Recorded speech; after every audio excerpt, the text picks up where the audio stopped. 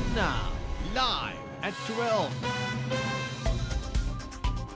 අයිබෝවන් එක්වන් නැත දැනගන්න ලංකාවේ අංක එකේ සමබර ප්‍රවෘත්ති විකාශය ලයිව් at 12 සමගින් ඔබ හමුවන මම චන්දන ජයසිංහ මම ඉෂාරා සමරසිංහ අදත් මුලින්ම බලමු ප්‍රධාන පුවත් සිරස්තල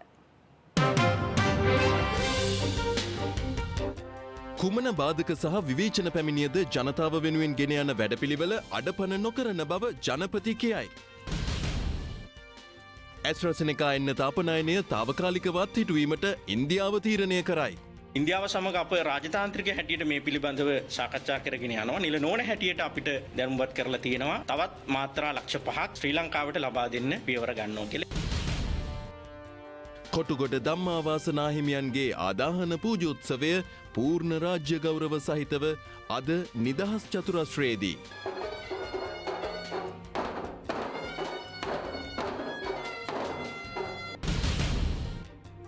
නුවරඑළියේ අලවගාවට හිටුමැරීමේ රෝගයෙන් බලපෑම්. අපවත් වී වදාළ ශ්‍රී ලංකා අමරපුර මහානිකායේ මහානායක අග්ගමහා පණ්ඩිත මහෝපාද්‍යය අතිපූජ්‍ය කොටුගොඩ ධම්මාවාස නාහිමියන්ගේ ශ්‍රී දේහය පිළිබඳ ආදාහන පූජෝත්සවය අද පස්වරුවේ කොළඹ නිදහස් චතුරස්‍ර පරිශ්‍රයේදී සිදු කිරීමට නියමිතව තිබෙනවා. නාහිමියන්ගේ ආදාහන පූජෝත්සවය පැවැත්වෙන අද දින ශෝක දිනයක් ලෙස නම් කර ඇති අතර ආදාහන කටයුතු පූර්ණ රාජ්‍ය ගෞරව සහිතව සිදු කරනු ලබනවා.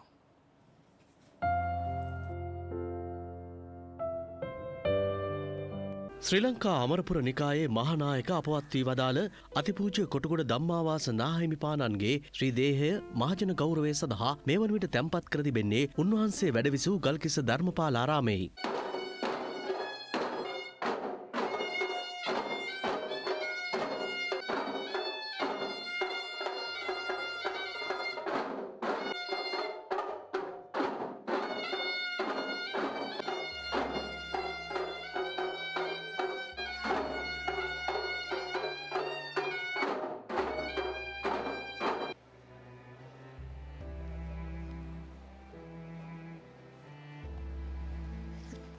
ඊයේ දිනේ මෙන්ම අද දිනේ උන්වහන්සේගේ ශ්‍රී දේහයට අවසන් ගෞරව දැක්වීමට ආගමික නායකයින් දේශපාලකයින් මෙන්ම විවිධ ශේෂ්ඨවල පිරිස් මේ වන විටත් ගල්කිස්ස ධර්මපාලාරාමයේ වෙත පැමිණෙමින් සිටිනවා. අද පෙරවරුවේ ඉන්දිය මහ කොමසාරිස් ගෝපාල් බක්ලේ මහතාද අතිපූජ්‍ය කොටුගොඩ ධම්මාවාස නාහිමියන්ගේ ශ්‍රී දේහයට අවසන් ගෞරව දැක්වුවා.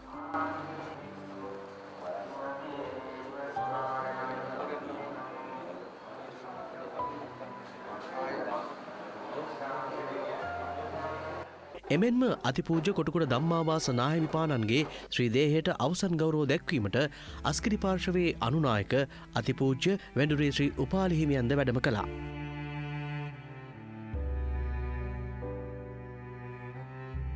ශබ්ද රසය, ධර්ම රසය, අර්ථ රසය ඇති බණ දේශනා කරපු අපේ කොටුගොඩ මහානායක මාහිමිපාණන් වහන්සේ අපවත් වීම සමස්ත බෞද්ධ ලෝකයටම සුවිශේෂ පාඩුවක්. උන්වහන්සේ ධර්මයේ ගැඹුරින් අවබෝධ කරගෙන ඒ වගේම මේ ධර්මයේ දේශනා කිරීම සඳහා මනා ශික්ෂණයක් ලබාගෙන සැබෑවටම යහපත පිණිස අනුන්ගේ උන්වහන්සේගේ ගමන් මඟ යොදාගත. ඒ නිසා උන්වහන්සේට වඩා ජීවිතේ සතුටු වීමට අවස්ථාව ලැබුණා. උන්වහන්සේට උතුම් නිවන් සුව ලැබේවා කියලා අපි ප්‍රාර්ථනා කරනවා. මෙරට තුල වැඩ වාසය කළ සුපේශලශීලී ශික්ෂාකාමී මහා තෙර නමක් ලෙස අපට අමරපුර මහානිකායේ උත්තරීතර මහානායක අපවත් වී වදාළ අතිපූජ්‍ය අග්ගමහා පණ්ඩිත කොටුගොඩ ධම්මාවාස මහානායක හිමිපාණන් වහන්සේ පිළිබඳව සිහිපත් කරන්න පුළුවන්. අද දවසේදී මහානායක හිමිපාණන් වහන්සේගේ ශ්‍රී දේහය පිළිබඳ ආදාන පූජෝත්සවය පූර්ණ රාජ්‍ය ගෞරව සහිතව සිදු කිරීමටයි සියලු කටයුතු සංවිධානය කොට තිබෙන්නේ.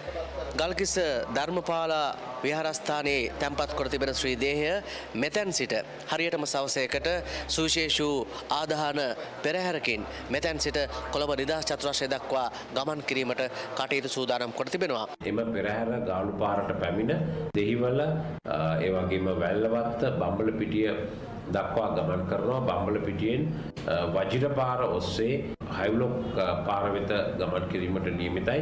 ඉන්පසු ඒ ඔස්සේ තුමුල්ල හන්දියට ගොස් තුමුල්ල හන්දියෙන් තර්ස්ටන් පාර ඒ වගේම JOC හන්දිය කේම්බ්‍රිජ් පෙදෙස නිදහස් මාවත ඔස්සේ නිදහස් චතුරස්‍රය කරා ගමන් කිරීමට නියමිතයි. මෙම මාර්ගවල වාහන ගමනාගමනයේ සීමාවිට වීමට සිදුවෙනවා. එම නිසා එකහමාරත් තුනත් අතර කාලය තුළ මෙම මාර්ගයේ ගමන් කරන අය විකල්ප මාර්ග තෝරාගතොත් එය වඩා උචිත වෙනවා.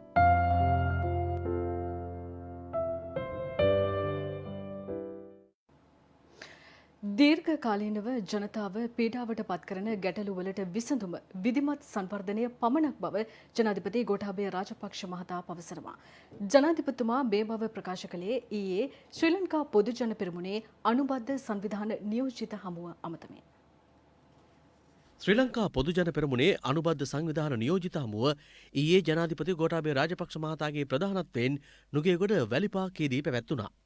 මේ සඳහා මධ්‍යම උතුරුමැද ආණ්ඩුකාරවරුන් සහ මැති ඇමතිවරුන් රැසක් එක්ව සිටියා. ජනාධිපතිතුමා මෙහිදී අවධාරණය කළේ දීර්ඝකාලීනව ජනතාව පීඩාවට පත් කරන ගැටලුවලට විසඳුම විධිමත් සංවර්ධනය පමණක් බවයි. ඒ සඳහා අවශ්‍ය ප්‍රතිපත්ති රාමුව සහ වැඩපිළිවෙල රජය ඉදිරිපත් කර ඇති බවත් ජනාධිපතිවරයා ලෙස ගමින් ගමට යන්නේද සැබෑ ජනතා ගැටලු හඳුනා ගනිමින් ඒවාට විසඳුම් ලබා දීමට බවත් ප්‍රතිපත්තියක් සහ වැඩපිළිවෙලක් නැති පිරිසක් අද ඊට පහර ගසමින් සිටින බවත් ජනාධිපතිතුමා මෙහිදී ප්‍රකාශ කළා. කුමන බාධක සහ විවේචන පැමිණියද ජනතාව වෙනුවෙන් ගෙන යන වැඩපිළිවෙල අඩපණ නොකරන බව අවධාරණය කළ ජනාධිපතිතුමා බොරු ප්‍රචාරවලින් ජනතාව මුලා කිරීමට ඉඩ දිය නොහැකි බවත් සඳහන් කළා. වත්මන් රජයේ බලයට පැමිණ මාස 16ක් වැනි කෙටි කාලයකදී රට තුළ පැහැදිලි ප්‍රතිපත්තිමය වෙනසක් සිදු කර ඇති බවත් පසුගිය ජනාධිපතිවරණයේදී රටේ ජනතාව තමාගෙන් ඉල්ලා සිටියේ එම වෙනස බවද සඳහන් කළ ජනාධිපතිතුමා ජාතික ආරක්ෂාව තහවුරු කරමින් සංස්කෘතිකමය අපේකම දේශීයත්වය රැක ගැනීමට මෙන්ම රටේ ස්වාධීනත්වය වෙනුවෙන්ද රජය විශාල වැඩ කොටසක් ඉටු කළ බව සඳහන් කළා. වත්මන් රජයට මුහුණ දීමට සිදුව ඇත්තේ මෙම යුගය තුළ ඇති වූ ගැටලුවලට නොව පසුගිය ආණ්ඩු සමයේ ඇති කළ ගැටලුවලට බවත් 19 වෙනි සංශෝධනයෙන් සිදු වූ වැරදි ඉන් එකක් බවත් 20 වෙනි සංශෝධනයේ ගෙනෙමින් එම වැරදි නිවැරදි කළ බවත් ජනාධිපතිතුමා මෙහිදී අවධාරණය කළා. ජාතික ආරක්ෂාව දුර්වල කිරීම නිසා පාස්කු ප්‍රහාරය සිදු වූ බවත් ඒ පිළිබඳව සොයා බැලීමට ඔවුන්ම පත් කළ පාස්කු කොමිසමට පිළිතුරු බැඳීමට සිදුව ඇත්තේද වත්මන් රජයට බවත් MCC ගිවිසුමට මෙන්ම නැගෙනහිර පර්යන්තයේ බදු දීමට ගිවිසුම් ගත වූයේද පසුගිය රජයේ සමයේ බැවින් ඒ පිළිබඳව මතු අර්බුදකාරී තත්වයට රජයට මුහුණ දීමට සිදු වූ බවත් ජනාධිපතිතුමා මෙහිදී ප්‍රකාශ කළා. ඔවුන් ඇති කළ ගැටලූ මතු කරමින් එදා ආණ්ඩුවේ සිටි අයම අද රජයට විරුද්ධව උද්ඝෝෂණවල නිරත වන බව පැවසූ ජනාධිපතිතුමා රජයේ ප්‍රතිපත්ති හා සැලසුම් ක්‍රියාවට නංවන අතර ඔවුන් ඇති කළ ගැටලුවලට පිළිතුරු සෙවීමට වැඩි කාලයක් වැය කිරීමට රජයට සිදු වී ඇති බවත් පැවසුවා. ගස් කැපීමට හෝ පරිසරය විනාශ කිරීමට රජය කිසිවෙකුටත් අවසර දී නොමැති බවත් විපක්ෂයේ රට තුළ විශාල වන විනාශයක් සිදුවන බවට බොරු ප්‍රචාර ගෙන යමින් සිටින බවත් ජනාධිපතිතුමා මෙහිදී අවධාරණය කළා. වන විනාශයක් සිදුවනවා නම් දිස්ත්‍රික් මට්ටමින් ඒ පිළිබඳව සොයා බලා කඩිනම් පියවර ගැනීමටත් දිස්ත්‍රික් ලේකම්වරුන්ට ඊයේ තමා උපදෙස් ලබා දුන් බවත් ජනාධිපතිතුමා මෙහිදී වැඩිදුරටත් ප්‍රකාශ කර සිටියා. නුවරඑළිය දිස්ත්‍රික්කයේ මහකන්නේ අලවගාව බැක්ටීරියා රෝගයක් හේතුවෙන් විනාශ වෙමින් පවතින බවට නුවරඑළියේ අල ගොවීන් චෝදනා කරනවා. එම ගොවීන් බලධාරීන්ගෙන් ඉල්ලා සිටින්නේ කඩිනමින් රජය මැදිහත් වී තමන්ට විසඳුමක් ලබා දෙන ලෙසයි. නුවරඑළිය දිස්ත්‍රික්කයේ නුවරඑළිය මීපිලිමාන කඳපොළ රාගල පළල්පතන මන්ත්‍රී තැන්න රත්නායක තැන්න වැනි ප්‍රදේශ රැසකාල ගොවින් මෙවර මහකන්නේදී ආනයනික අර්ථාපල් බීජ වගා කර තිබෙනවා. නමුත් එම ආනයනික බීජවල පැවති බැක්ටීරියාවක් හේතුවෙන් අලවගාව මාස 2ක කාලයකින් පසු විනාශ වෙමින් පවතින බවට ගොවීන් චෝදනා කරනවා. මේ අල අරන් තියෙන්නේ අපි බැංකු ලෝන්යක් අරගෙන 18000ක් වෙනවා අල හොන්ඩයක්. රාගලින් ඉඳන් මෙතනට ප්‍රවාහනය කරලා ගෙනවට 20000ක් වෙනවා. මැෂින් දාලා මේවා බිඳලා ඔක්කොම කරලා අලුහුණු කුකුල් පොහොර රට පොහොර ඒ රසායනික ද්‍රව්‍ය ඔක්කොම වෙනකොට 50000කට එහායින් යනවා. කුසිකර්ම දෙපාර්තමේන්තුවට අපි කතා කරලා කියනවා. කිව්වට පස්සේ අපිට කියන්නේ කොම්පැනියට කියලා කොම්පැනියෙන් ගෙන්නන්න කියලා. දැන් කොම්පැනියට අපි ඒ කතා කරන කතා කරන්නේ නැහැ. කොම්පැනි හරහා ගේනකොට සමහර විට මේවා බාලාලා ගේනවද දන්නේ නැහැ. දැන් අපි ජීවත් වෙන්නේ කොහොමද? හැම අවුරුද්දේම අල හදනවා රටින් ගේන අලනේ මේවා. මේවා බලධාරි කවුරුවත් බලන්නේ නැහැ මේවාදී. කෘෂිකර්ම ඉතින් පරිස්සමයක් කරලා නේ වන්ට ඕනේ. කෘෂි බලධාරීන් මෙම රෝගය පස හේතුවෙන් හටගන්නා බව පැවසුවත් ගොවීන් පවසන්නේ ආනයනික බීජාර්ථාපල්වල පවතින බැක්ටීරියාවක් හේතුවෙන් මෙම රෝග තත්ත්වය මතුව ඇති බවයි. කෘෂිකර්ම අමාත්‍යාංශයෙන් උනත් රජයෙන් කියන්නේ මේ පසේ විස බීජයක් ඇති කියලා. මේ පසේ විස බීජයක් නෙමෙයි මේ අපි මේ අලගහක් ගලවලා දැන් මේ අලගහේ යන බැක්ටීරියාව පෙන්නනවා සර්. මේ කපලා වතුරට දාපු ගමන් මේ වතුරේ යනවා මේ බැක්ටීරියාව. අල ගෙනාවු කොම්පැනි උනත් කියන්නේ මේ පසේ කියලා. පසේ නෙමෙයි මේක රටින් ගෙන්නපු අල ගෙඩිය තමයි මේ විස බීජය තියෙන්නේ. මේක තමයි මේ බැක්ටීරියාව මෙන්න මේකේ ගලාගෙන ඉන්නේ මේ අලගහේ තියෙන. සිය වගා කටයුතු සඳහා ලබාගත් බැංකු ණය ගෙවාගත නොහැකිව දැඩි ලෙස අසරණව සිටින මේ අලගොවින් බලධාරීන්ගෙන් ඉල්ලා සිටින්නේ කඩිනමින් Tamanට විසඳුමක් ලබා දෙන ලෙසයි. ගොවියන්ගේ සෑම දෙනාගේම ඊළඟ කන්නේට අපි වගා කිරීමට අපහසුතාවයකටපත් වෙනවා. අපිට ජීවත් වීමටත් අපහසුතාවයකටපත් වෙනවා. මේ සම්බන්ධව කටයුතු කරන්නට අපි රජයේ මැදිහත් වීමක් බලාපොරොත්තු වෙන වගේම කෘෂිකර්ම ඇමතිතුමාගෙන් අපිට මේ සහනයක් ලබා දෙයි කියලා අපිට ලබන කන්නේ වගා කිරීමටත් මේ විදිහට පාඩුනොත් එහෙම අපිට අවුරුදු 10කින්වත් මේ මුදල ආයෙ උපය ගන්න අමාරුයි. ඒ හින්දා අපි රජයෙන් මොන හරි ආධාරයක් තමයි බලාපොරොත්තු වෙන්නේ. ජාත්‍යන්තරය පදනම් විරහිතව ශ්‍රී ලංකාවේ අභ්‍යන්තරයට ඇඟිලි ගැසීමට දරන උත්සාහය ප්‍රතික්ෂේප කරන බව විදේශ අමාත්‍ය දිනේෂ් ගුණවර්ධන මහතා ප්‍රකාශ කරනවා.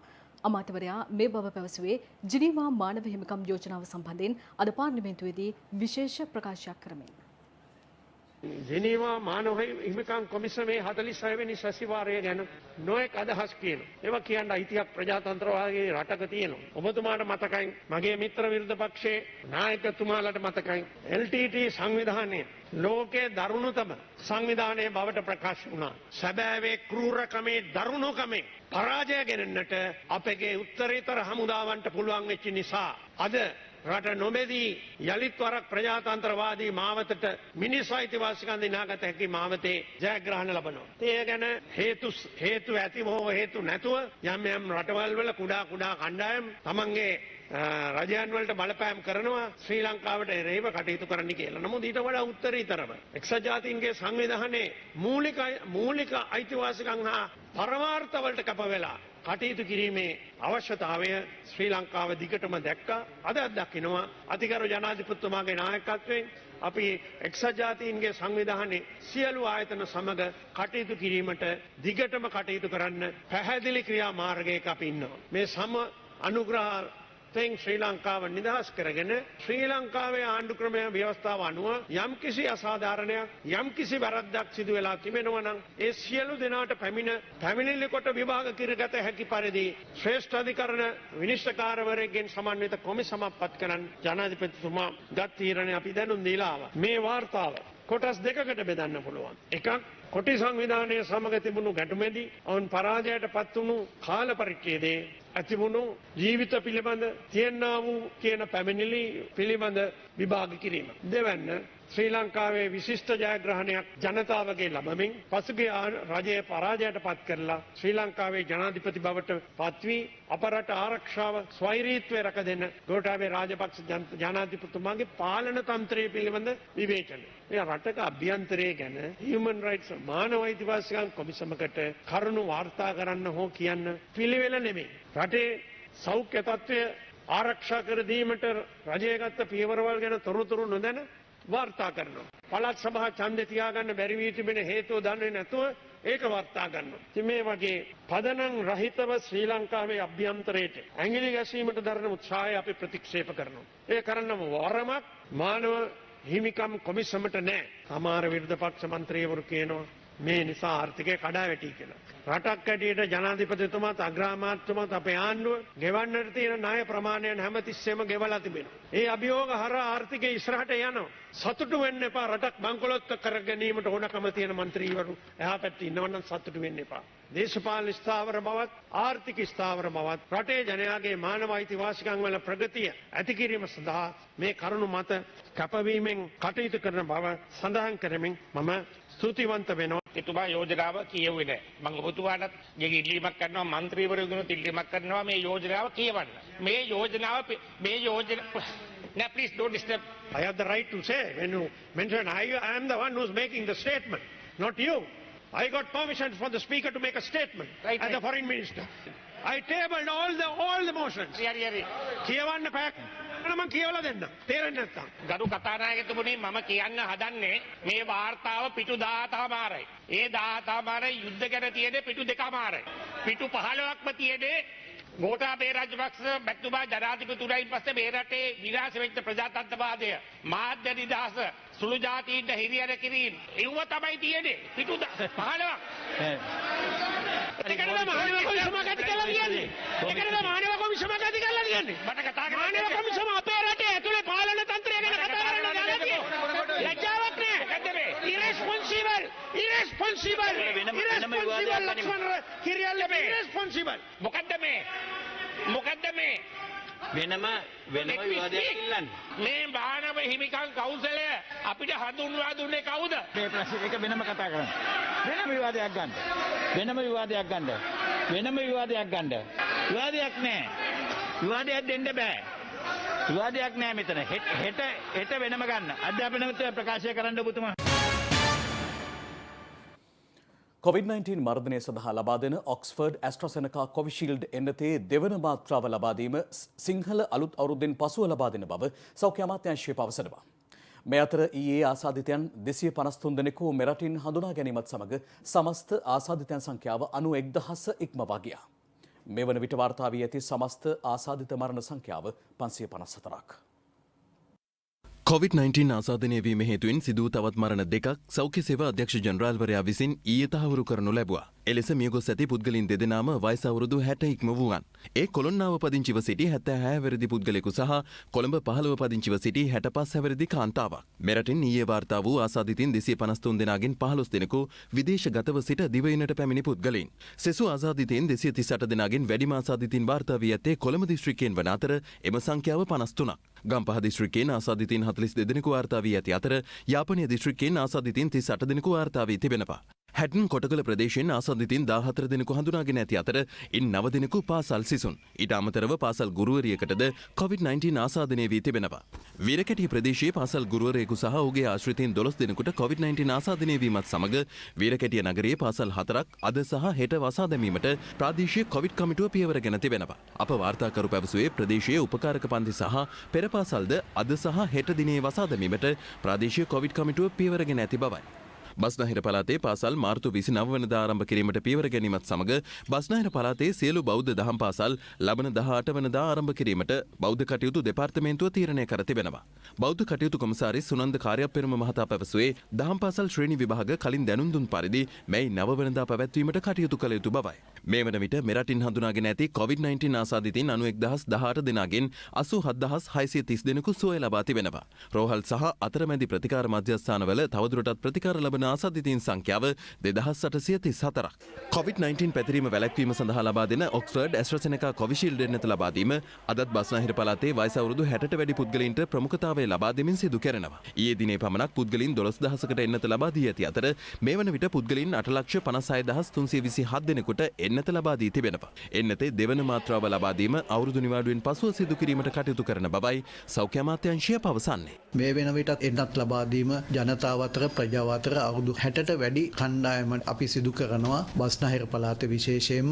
ඒ වගේම තමයි මේ එන්නතේ දෙවන මාත්‍රාව පළවෙනි මාත්‍රාව ලබාගෙන සති 10ත් 12ත් අතරදී ලබා ගැනීමට නිර්දේශ කරනවා. ඒ අනුව අප්‍රේල් 10 වෙනිදා හෝ 11 වෙනිදාන් පස්සේ මේ දෙවන මාත්‍රාව ලබා දීම කළ හැකි. බොහෝ දුරට අවුරුදු නිවාඩුවෙන් පස්සේ එළඹෙන සතියේදී අප්‍රේල් 19 වෙනිදා මේ කටයුත්ත ආරම්භ කිරීමට අපි සැලසුම් කර තියෙනවා. අන්තර්ජාතික මාධ්‍ය ගණනාවක් වාර්තා කරලා තිබුණා. ඉන්දියාවේ ඔක්ස්ෆර්ඩ් ඇස්ට්‍රසෙනිකා එන්නත ඉන්දියාවෙන් පිටතට පණයනය කිරීම නවත්වන තීරණයක් අරගෙන තියෙනවා කියලා. හැබැයි මේ වනතෙක් නිල වශයෙන් ශ්‍රී ලංකාවට එහෙම දැනුම් දීමක් කරලා නැහැ. දැන් හුඟ දෙනෙක්ට තියෙන ප්‍රශ්නයක් තමයි දෙවෙනි මාත්‍රාව ලබා ගන්න හැකි වෙයිද ප්‍රශ්නයක් ඇති වෙයිද කියලා. අපේ අතේ දැනට එන්නත් මාත්‍රා ලක්ෂ 4ක් තියෙනවා. මැයි මාසේ අන්තිම වෙනකන් දෙවෙනි මාත්‍රාව ලබා දීමේ හැකියාවක් අපිට තියෙනවා. ඒ නිසා කිසිසේත් මැයි අන්තිම වෙනකන් අපිට ප්‍රශ්නයක් ඇති වෙන්නේ නැහැ. ඒ වගේම තමයි මේ වෙනකොට ඉන්දියාව සමග අප රාජතාන්ත්‍රික හැටියට මේ පිළිබඳව සාකච්ඡා කරගෙන යනවා. නිල නොවන හැටියට අපිට දැනුම්වත් කරලා තියෙනවා. තවත් මාත්‍රා ලක්ෂ 5ක් ශ්‍රී ලංකාවට ලබා දෙන්න පියවර ගන්නවා කියලා. ඒක නිසා කිසිසේත්ම මේ වෙනකොට එන්නත් ලබාගෙන තියෙන අයට දෙවනි මාත්‍රාව ලබා ගැනීමේ ප්‍රශ්නයක් ඇති වෙන්නේ නැහැ. සමෘද්ධිමත් ජාතියක 54 වන ජාතික අලුත් සහල් මංගල්‍ය වෙනුවෙන් දිවයින පුරා ගොවි ජනතාවගේ සහල් අස්වනු එක්රැස් කිරීමේ කටයුතු ස්වර්ණවාහිනිය සහ ශ්‍රී FM මාධ්‍ය එකමුතුවෙන් මේ දිනවල සිදුවනවා. 54 වන ජාතික අලුත් සහල් මංගල්‍ය එළඹෙන අප්‍රේල් 4 වනදා ජනාධිපති ගෝඨාභය රාජපක්ෂ මහතාගේ ප්‍රධානත්වයෙන් අනුරාධපුර ජය ශ්‍රී මහා බෝධීන් වහන්සේ ඉදිරිපිටදී සිදුවනවා.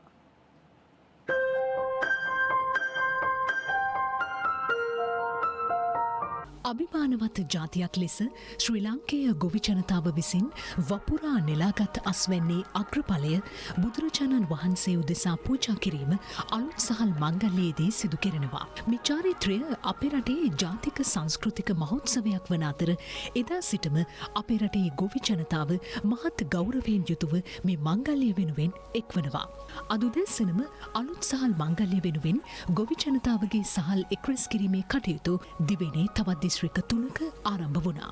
මඩකලපුව දිස්ත්‍රික් ගොවිජන සේවා මධ්‍යස්ථානයට මෙලෙස පිරිස් එක් වුණේ ඒ උතුම් අවස්ථාවට සහභාගී වීමටයි. කුරුණෑගල ගොවිජන සේවා මධ්‍යස්ථානයේදී කුරුණෑගල දිස්ත්‍රික්කයේ ගොවි රජුන් මේ කන්නේ නෙලාගත් අස්වැන්න මෙලෙස අලුත් සහල් මංගල්‍යයට පූජා කෙරුණා. ස්වර්ණවාහිනී සහ ශ්‍රී FM මාධ්‍ය අනුග්‍රහය දක්වන 54 වෙනි ජාතික අලුත් සහල් මංගල්‍යයේ සහල් එක්රැස් කිරීමේ කටයුතු ක්‍රියාවට නැංවෙන්නේ කෘෂිකර්ම අමාත්‍ය මහින්දානන්ද අලුත්කමගේ සහ රාජ්‍ය අමාත්‍ය ශෂීන්ද්‍ර රාජපක්ෂ මහත්වරුන්ගේ උපදේශකත්වයෙන් ගොවිජන සංවර්ධන දෙපාර්තමේන්තුවේ මෙහෙයවීමෙන්.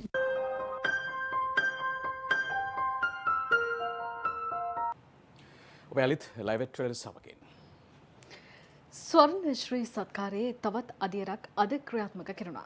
පාසල් දරුවන් කොවිඩ් ව්‍යසනයෙන් ආරක්ෂා කර ගැනීමේ අරමුණින් ඩෙටොල් හා ස්වර්ණවාහිනිය එක්ව එම කටයුත්ත ආරම්භ කළා.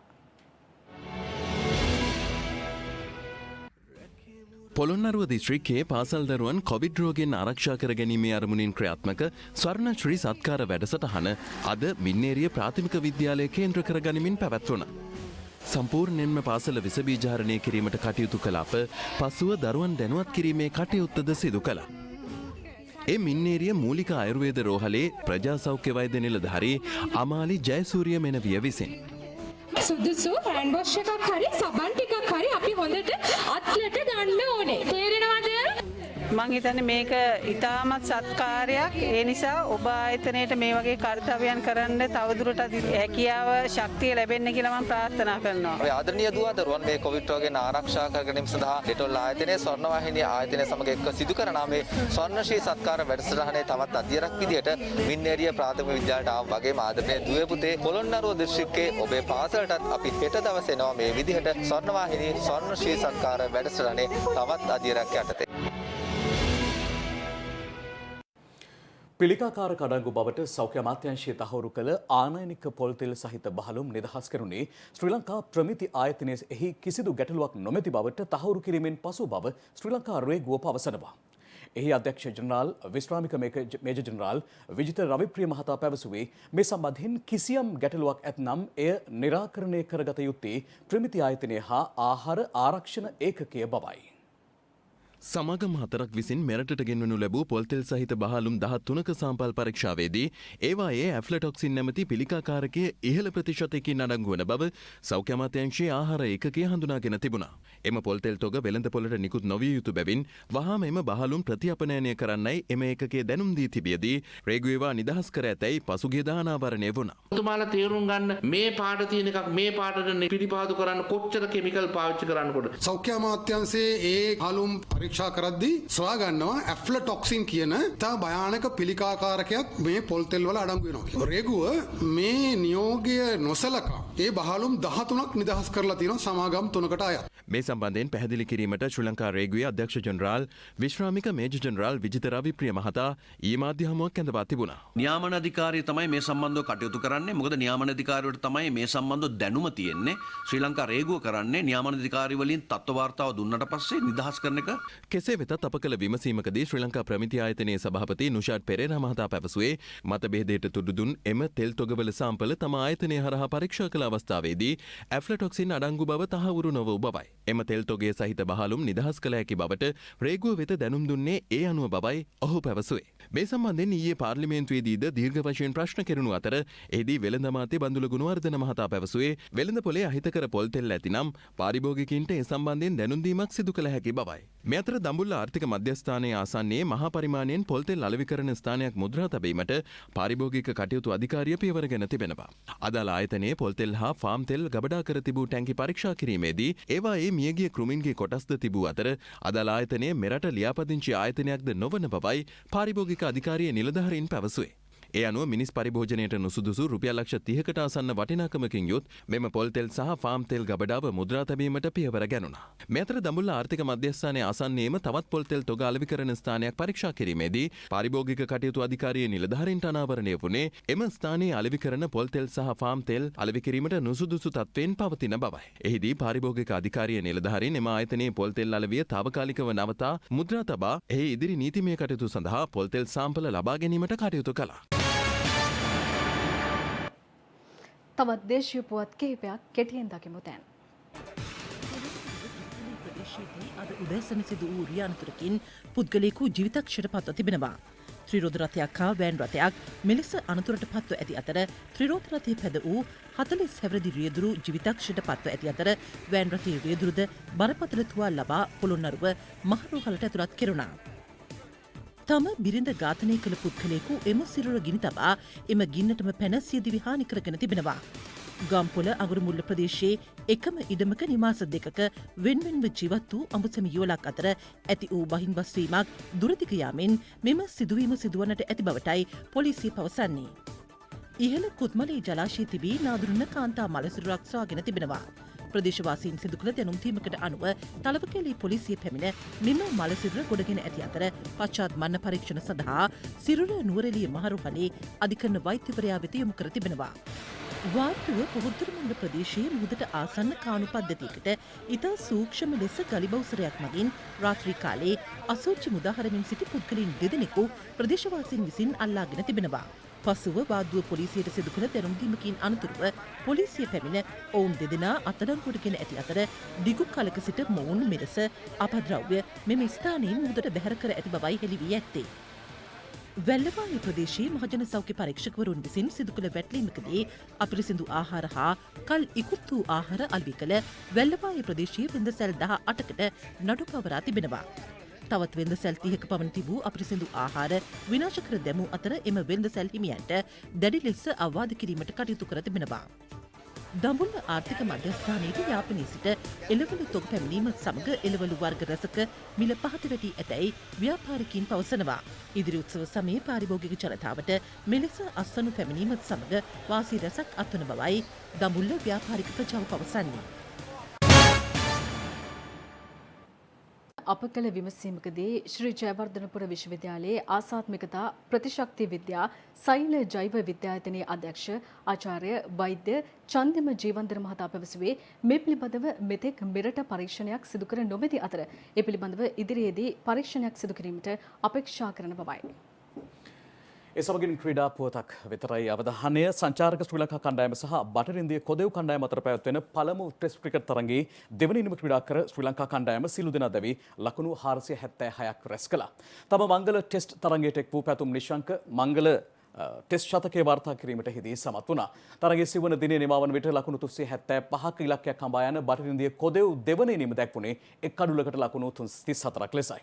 ශ්‍රී ලංකා පළමු ඉනිම ලකුණු 169කට බිඳ වැටුණු අතර බටහිර ඉන්දිය කොදෙව් පළමු ඉනිමේ සිළු දෙනා දැවී ලකුණු 271ක් ලෙස සටහන් වුණා. ඒ සමගින් අදට අප සමු ගන්නවා. සුබ දවසක්.